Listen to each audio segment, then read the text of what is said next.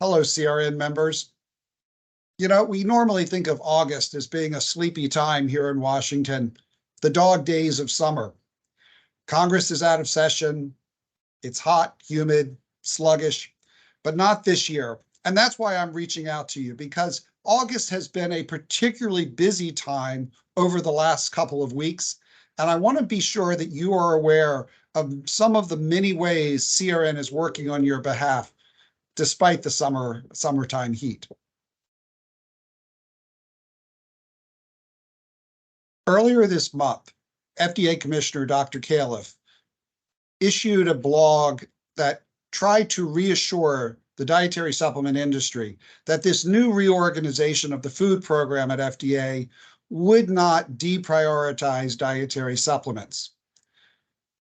That was followed by a phone call with Dr. Janet Woodcock, the principal deputy commissioner at FDA, with CRN and the other associations in the dietary supplement industry. Again, she tried to reassure us that there would be no lessening of the priorities or resources for dietary supplements. But I have to tell you, I left that call still very much concerned about the amount of attention that FDA plans to give to dietary supplements. As you all know, we are in 3 out of 4 American households. Dietary supplements now constitute a $60 billion industry. And FDA needs to give the resources, the priorities, the funding, the staffing that are necessary to oversee an industry of this size. And so CRN continues to express our concerns that FDA is deprioritizing our issues in this new reorganization, and we will continue to work to make sure that our issues get the attention at the agency that they deserve. Along with the rest of the industry, CRN was surprised several weeks ago when FDA published its priorities for the next 6 months. And among the things that FDA wants to do by the end of the year was to publish a new guidance on master files. Now, the master files issue is not something new to CRN. In fact, we proposed an entire template for what a master file program might look like 3 years ago.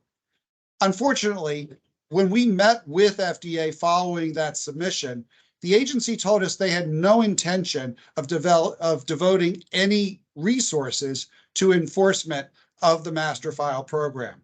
And that's concerning, because while we think it's very important to protect the intellectual property of innovative ingredient suppliers and to protect the public safety of consumers who might be using these ingredients, FDA said they just did not see it as a priority. So we were surprised to see that they now are moving forward with a master file guidance with no promise of enforcement behind it. We have written to the agency in the last 2 weeks and urged the agency to reconsider either putting significant enforcement behind this or simply to delay any issuance of a guidance. Without appropriate enforcement behind it, the guidance just is not worth the agency's attention.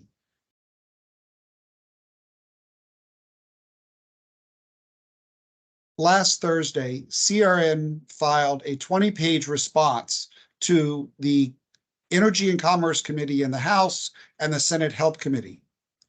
This was in response to 29 questions that they posed to the industry about the appropriate regulation of CBD.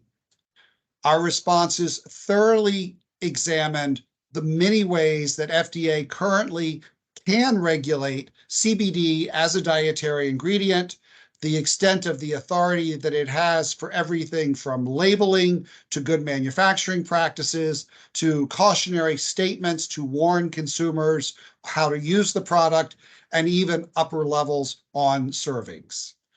We examined the drug preclusion issue that has stymied FDA for the last 4.5 years around CBD and laid out a comprehensive way that FDA can regulate CBD under its existing authority.